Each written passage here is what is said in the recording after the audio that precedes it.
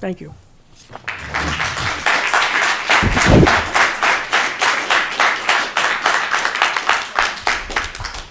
All right, next up we have Kathy and Arthur Baum-Consuelo.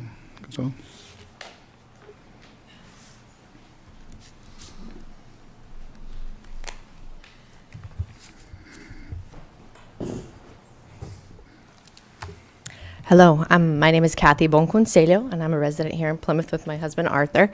We have 6 kids. All 6 of them attend in the Plymouth public school system. Currently, I have 2 kids in Plymouth South Middle School. One is in 8th grade, one is in 6th grade.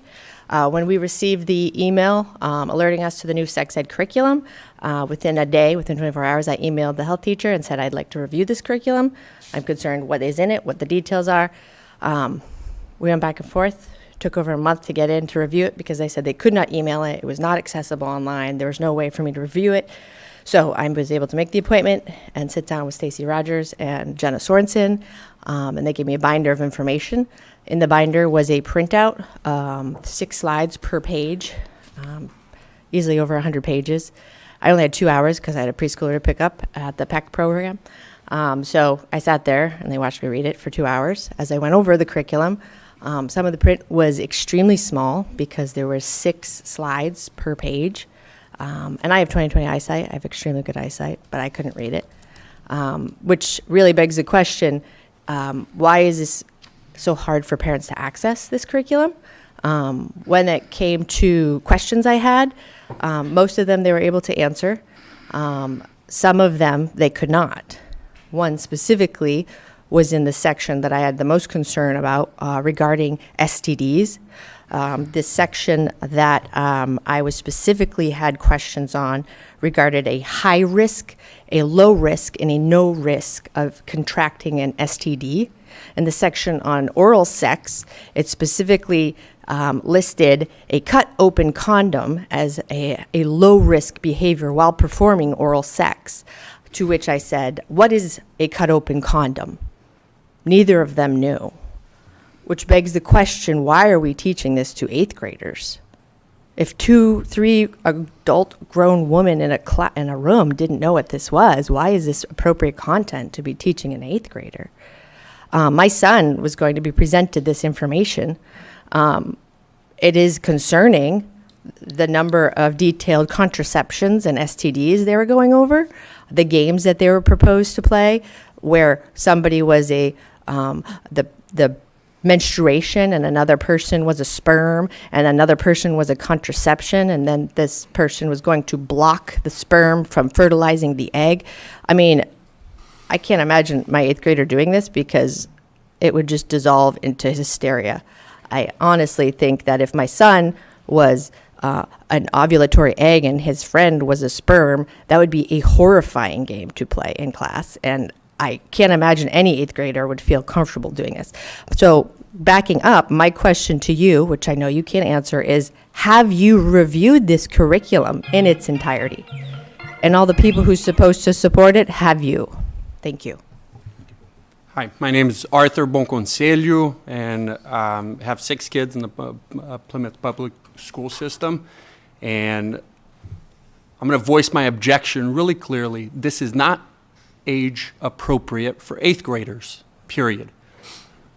One of the most alarming factors of this situation is that the lack of transparency should alarm anyone in this room. When my wife went in, and I work in Boston, I go in early, leave late, and I get home, and when my wife came back from her meeting, I asked, oh, great, let me see the content. She's like, well, I don't have a copy of it. I don't have pictures of it. And, if this is content that we can teach our 8th graders, why is it something that we can share electronically in this day and age? So this is content that is not age appropriate. We're teaching consent to kids who are not of age to consent in the state of Massachusetts. You have to be 16, right? And 8th graders are 13, 14-year-olds. So we're teaching them a lot about consent and activity they can't engage in. So they're too young. I do think that inappropriate content, it should be taught, by the school system. 8th grade is too young. The lack of transparency is alarming. And, quite frankly, the curriculum is ideologically driven. But that's a third piece. I think everybody here, again, should be really focused on the lack of appropriateness for 8th graders to be learning this topic that Kathy just addressed, and just the lack of transparency. Why not share the curriculum with all of us? Have all of you seen the curriculum, the lessons? As school committee members, you should all take some time, review the content, and make a determination whether this is appropriate to be teaching in an 8th grade class in the setting that they are. To be clear, I did ask more than 5 times to take pictures of the pages to bring home to my husband to show him, and they told me I could not, that it was copyright protected.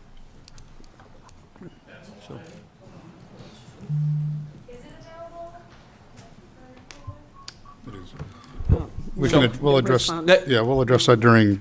Yeah, and let's ask the question. Thank you. It's not a lie. We asked the question, and we hope we're wrong. We hope somebody who we asked had the wrong answer. So, thank you.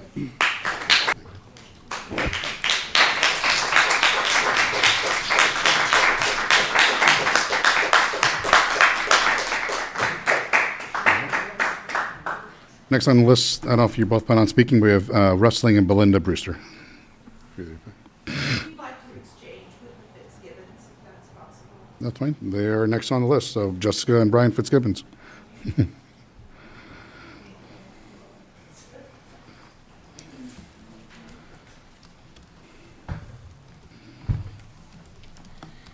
I never thought that I would be speaking at a school committee meeting pleading with adults to not feed children a source that encourages sexual exploration, the use of pornography, and masturbation. But here I am today to do exactly that. In a few minutes, we'll all listen to a presentation about your sex ed program. Your documents state that major goals of the middle school program are to give kids factual information, create a respectful environment in the classroom, and emphasize reliable information sources. And yet, 3 of the 7 videos set to be shown to 13 and 14-year-olds in Plymouth are from amaze.org, a site that promotes the use of pornography and masturbation in cartoon videos made for kids. Since you first announced this program in October, almost 2/3 of the videos have been changed. So you obviously agreed that much of the content that children would have been exposed to was inappropriate. Of course. Notably, though, you've chosen to keep amaze.org as one of your reliable sources. When we hear about the sex ed plans today, will we hear about the reason that you're choosing to include anything from such a graphic site? In the Amaze video, Menstruation: What to Expect, which is included in the updated version of your curriculum, we're told that when a person with a uterus menstruates, it's often referred to as Code Red or Shark Week. Does making light of a female's menstruation cycle in a mixed gender classroom align with your goal of creating a respectful environment? At the end of this video, like all Amaze videos, the cartoon narrator tells the viewer, don't forget to visit me at amaze.org or go to my YouTube channel to watch more. Upon doing that, children will be greeted by videos that literally suggest that they should watch pornography, masturbate, and explore their sexuality. Reliable source? I don't think so. Respectful? Definitely not. If we hadn't spoken up after seeing the original plan in October, kids would also have been exposed to Amaze's video entitled 6 Ways to Not Get Pregnant. In this video, kids are presented with a myriad of contraceptives to use while having sex, with 0 warnings. No statistics about fertility rates. No information about the current multi-billion-dollar lawsuit against Depo-Provera because of its alleged links to brain tumors. No information about preventing fertilization versus preventing implantation. No warnings about any of the contraceptives that are marketed to children in the video. After presenting 5 specific contraceptives to kids, the video asserts, of course, you can always wait till you're older to have sex if that's what feels right to you. Remember, it's all about what feels right to you. 13 and 14-year-olds' brains are not physically developed. Do you want to be responsible for kids following their feelings regarding sex? You may have removed this video from the curriculum, and I'm relieved that you did. But guess where that video is? On amaze.org. It's just waiting for kids to watch once you present amaze.org as a reliable source filled with factual information. Amaze.org has no place in the Plymouth Public Schools. Thank you. Thank you. There. Good evening. My name is Brian Fitzgibbons.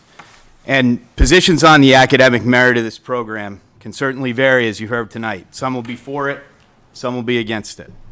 But when it comes to the school district fulfilling its legal obligations, we can all agree, no matter what side of this issue we're on. Later tonight, we'll hear about how the administration has added documents to the website and their plans on hosting a parent meeting, and that's great, and it's a step in the right direction. But the academic prose on the curriculum summary falls short of painting a true picture of the program for parents to make an informed decision of what it is they are opting out of or into. What's not available digitally are the actual lesson materials, meaning what will actually be taught to our children. PowerPoint slideshows, charts, directions for activities, which are printed and placed in a binder that can only be viewed here in this building under the direct supervision of school administrators as you flip the pages. On the website, we won't find any directions for the activity that Kathy described, where children will pretend to be sperm, egg, and contraception in the classroom. We also won't find the explicit and graphic chart that lists a myriad of sexual activities, one of which the administrators had to Google, as Kathy described. And last month, Kathy was misled about copyright laws, saying that lesson materials could not be photographed. Massachusetts public record law is clear. Parents have the right to photograph public records, including curriculum materials, for personal use. Copyright restrictions would only apply for the commercial reproduction or distribution, not to a parent documenting what's being taught to his or her child. While we can demand that our rights be protected, we should certainly expect accountability and honesty from the leadership in our school district. Superintendent Campbell, when you were asked by the Plymouth Independent why you paused this program 6 weeks ago, you said it was, quote, to simply allow for additional time to ensure it's delivered in a well-sequenced, consistent way for all students. You made no mention that 2/3 of the videos had been changed or why. You made no mention that the program's timeline nullified school committee policy with regards to a parent appealing for access to these materials. This administration's view of transparency is printed out PowerPoint slideshows that can only be viewed in person, upon request, under supervision, and instead of accountability, we get fictional data points and gaslighting in the Plymouth Independent. Elected officials, you have a duty to ensure that this administration is honest, accountable, and meeting its legal obligations for transparency. Thank you.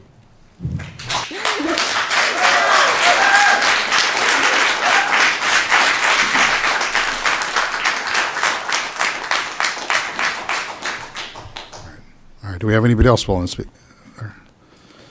All right, well, I thank you all. Oh, we do have one? All right, please. Hi, my name is Karen Flaherty. Okay. I don't think any of us disagree that our children need to be educated. We all love our children. We're all parents.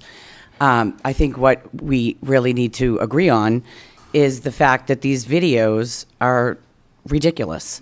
I watched a few of them, and I felt like I was in the playground, and this was the video on pornography. Everybody does it. That's what the video says. Everybody does it. You should do it too. In fact, if you don't do it, then you're probably something wrong with you. This is pornography, literally. I mean, do we not remember that we have a problem with sex trafficking? Do we not remember that we have a problem with addiction? It's highly addictive. These videos don't say anything about the negative consequences of watching pornography. It promotes it. That's the one video I watched and I was done. I was disgusted.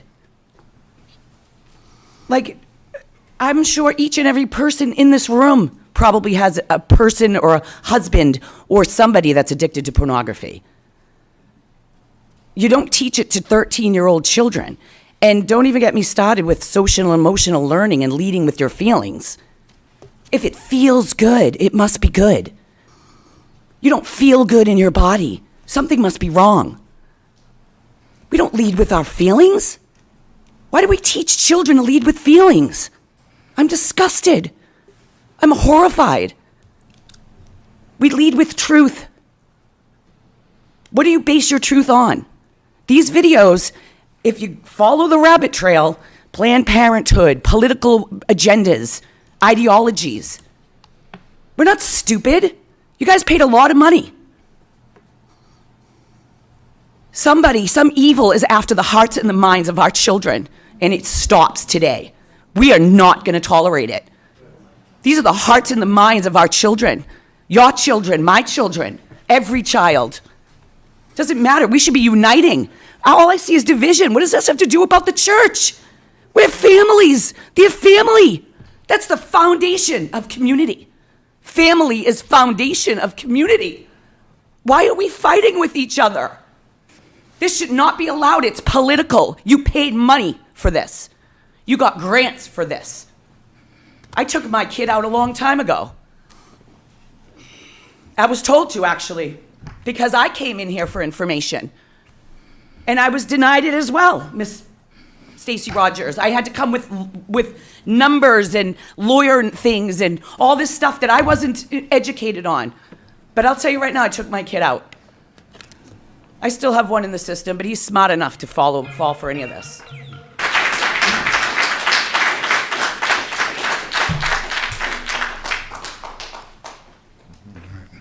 Anybody else? All right, come on up. Since I've been here, I think 23. Last time I was here, my name's Mary Ann Matthews, 43 Davis Street, Plymouth. Last time I was here, we were going through this before. This is the world we live in. It's a fallen world. And I think the last thing I said was, choose you this day who you will serve. And this goes for everybody here. For by God all things are created in heaven and on earth, visible and invisible, whether thrones or powers or rulers or authorities, all things are created by him and for him. You were created for him. You have to answer to him. You're right. Each and every one of us has to answer to him. Our breath we have today could go at any time. You're not guaranteed the next minute or tomorrow. And you're going to face him. Him, not anyone here, not any human, but your creator. And I'm begging you, please search him out. Amen.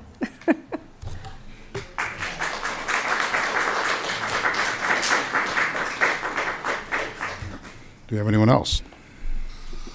All right, please.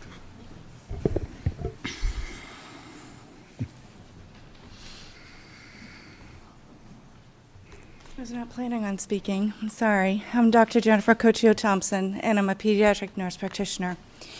And I teach at Northeastern University Nursing. I've been a school nurse, and I've been in pediatrics my whole career. Looking at the curriculum, my concern is the terminology being used for 13-year-olds. It is not about adding sex ed. Sex ed belongs. I didn't know that there was no sex ed in the middle school here in Plymouth. My child went to school outside of Plymouth.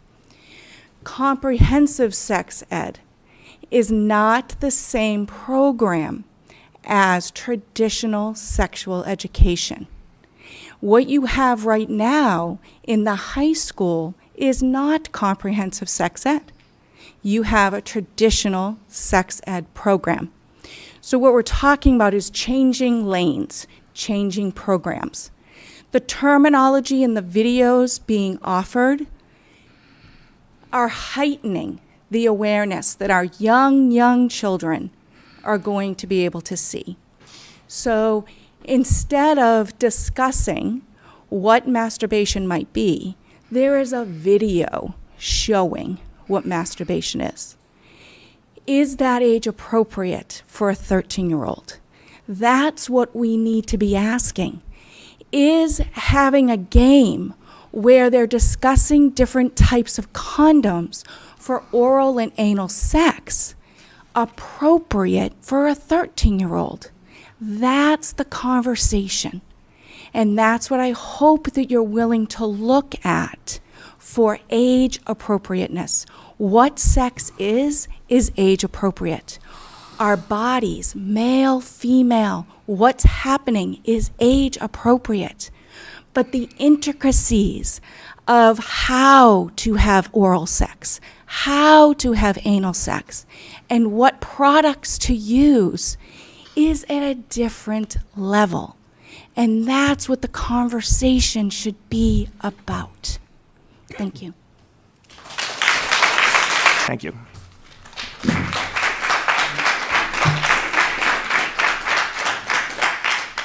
Next up, we have Ms. Sandra Brogan.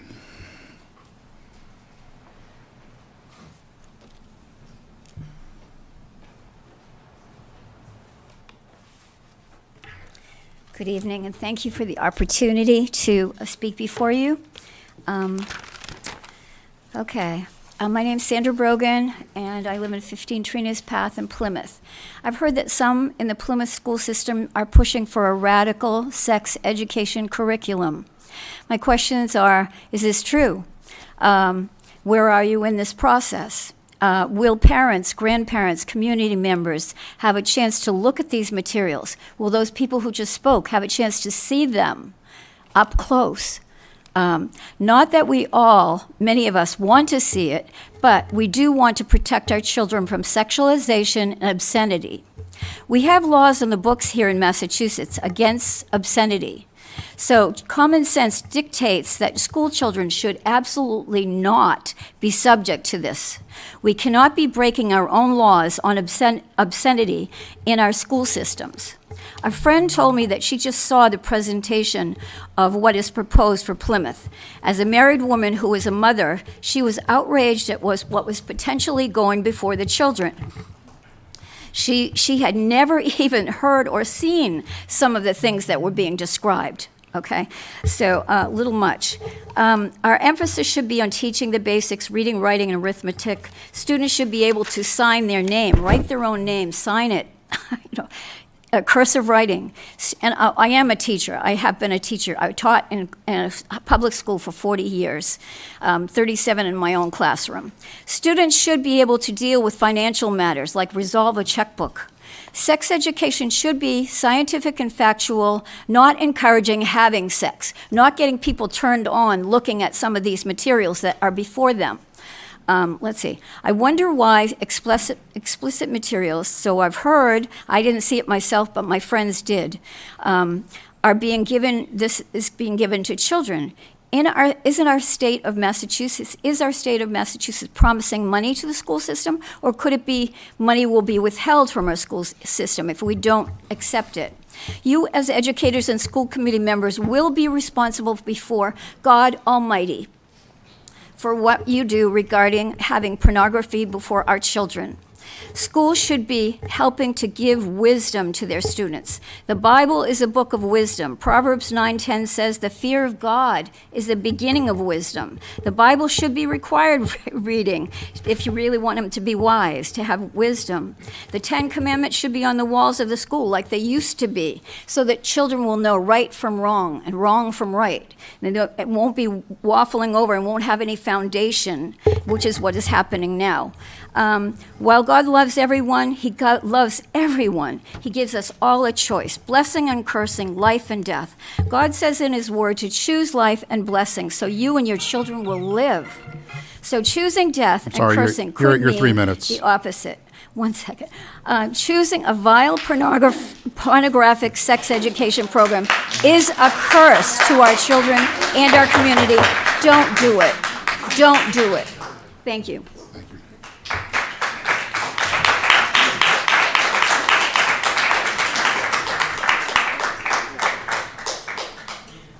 All right, next on the list is Peg McSwain, and remind people we are doing 3 minutes, and let's try to keep some decorum.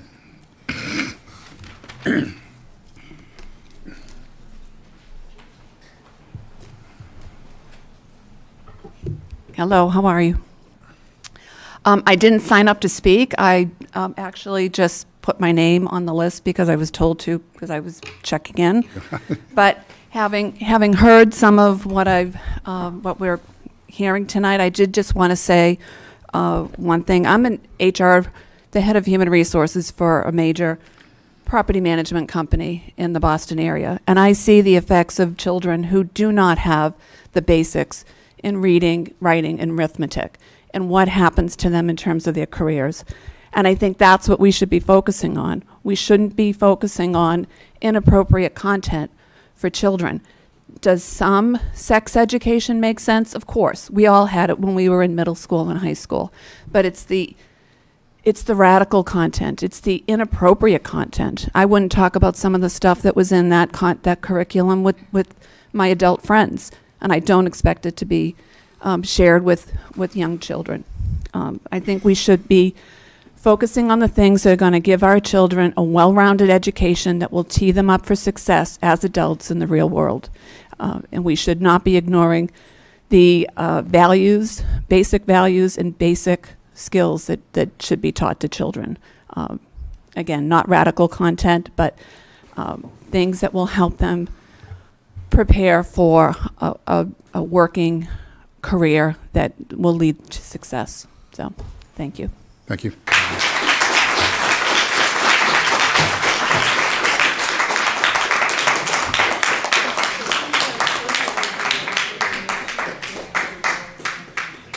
All right, next on the list we have Debbie Duggan.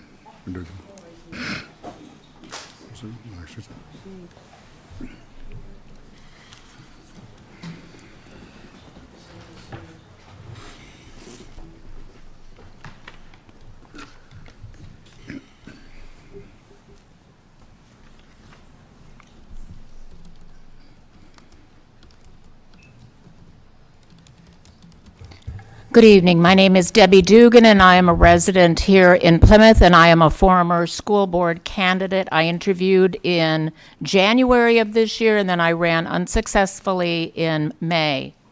I am going to read to you something that was distributed throughout the Commonwealth of Massachusetts late this afternoon by an organization called the Massachusetts Family Institute. They are the best defenders of faith, family, and freedom that Massachusetts has ever known. The report is called Plymouth Violates Own Policy to Push New Sex Ed Curriculum, Parents Fight Back. Plymouth's most famous rock might not impress, but these bold parents sure do. Plymouth, Massachusetts, home of the famous and famously underwhelming Plymouth Rock, is now home to something truly impressive. Parents brave enough to take a stand against indoctrination in their schools. While the threats to the original settlers of Plymouth were disease, lack of supplies, and warring tribes, Plymouth families in 2025 are facing something else entirely. The threat to these families is the sexualization of children. In this case, through a new 8th grade sex ed curriculum. Thanks for reading. Subscribe for free. The situation in Plymouth first caught our eye when the Plymouth Public Schools October 20th School Committee meeting, a concerned father drew attention to the lack of transparency around the new curriculum and exposed some of the shocking material he had found when he reviewed it. A local priest also spoke up about the dangers of allowing teachers to supplant the role of parents, especially when it comes to children making sensitive decisions about sexuality and sexual activity. You can watch their comments below. In the course of his comments, the concerned father talked about the challenges he had faced in trying to review the new curriculum. He also pointed out that the Plymouth School Committee's own policy states that if parents want to review sex ed materials and they don't feel that the school has provided sufficient access, they can follow an appeal process. This process can take up to 6 weeks. However, the district had announced the new curriculum on October 8th to be implemented on October 23rd. This did not allow enough time for parents to follow the district's own appeal process, he argued, and therefore the implementation of the curriculum must be postponed. District administration must have realized he had a point, because 2 days later, the principal of the Plymouth Middle School, where these changes were expected to roll out, sent the following email. You can read this online. While this email was a positive step through the district shouldn't get too many kudos for following its own policies. It raised more questions than it answered. Over the past several months, our health education team has worked diligently engaging in Ms. professional Dugan, your 3 development. minutes. This has been circulated throughout the Commonwealth. Education they deserve. Thank you.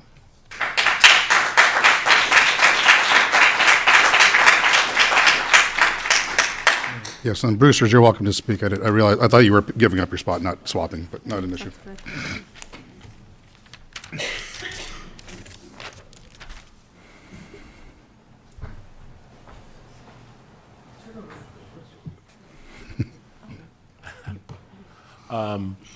Wrestling Brewster. I'm vice chair of the precinct chairs and chair of 15.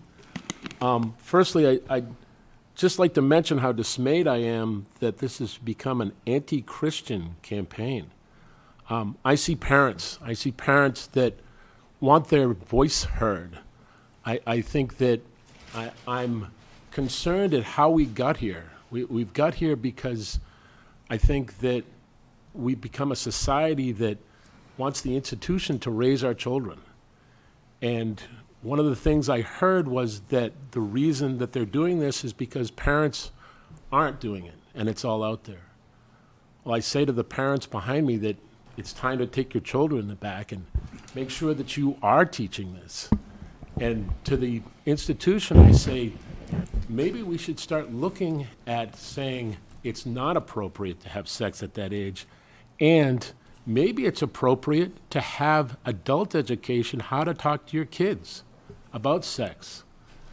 It's all of us that raise our children, and we've relegated that to the institution. The institution feels it has to have these things because we as parents and we as the society have said we're too busy. You know, you have bashed the Christian way, but when we had the Christian way, we all sat down to dinner, didn't we? We all had morals and we had, things that we believed in. So I plead with parents to get back to that moral society that we once had. Hi. Do we have? Nope, you're good. Okay, sorry. Hello, I'm Belinda Brewster. I'm a former town meeting member, former selectman in the town of Plymouth. And I was really struck at the lack of transparency, of keeping it almost secretive from the parents of what this information contained. It may not be your position now, but it certainly was your position at the beginning. This curriculum should be available to every parent to review. And I would say instead of an opt-out, you need an opt-in. Let parents review it and say, yes, I want my child to learn about cut condoms, and other ways. To have sex that is not appropriate for a 13-year-old. I think that's the other thing.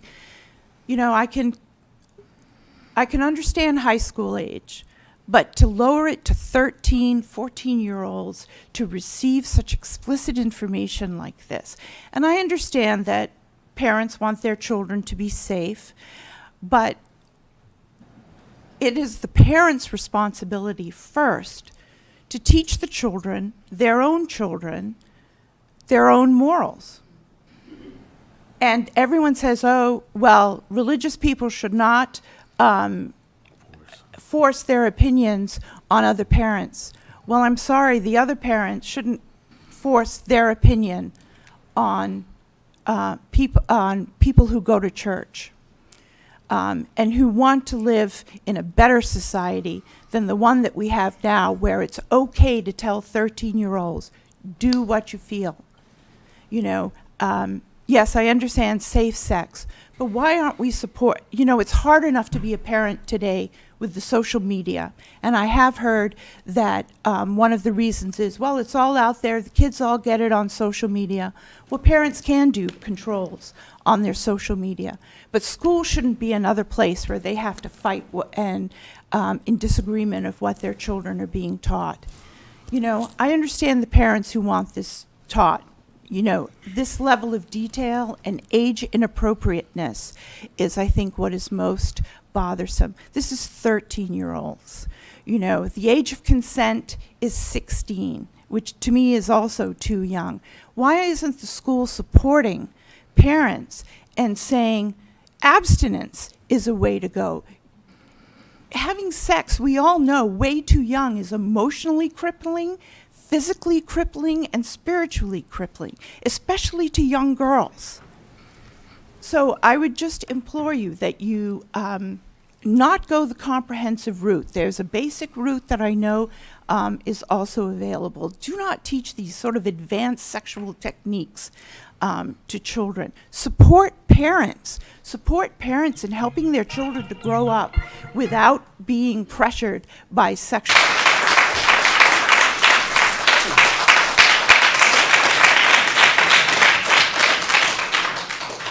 Do you have anyone else? Please.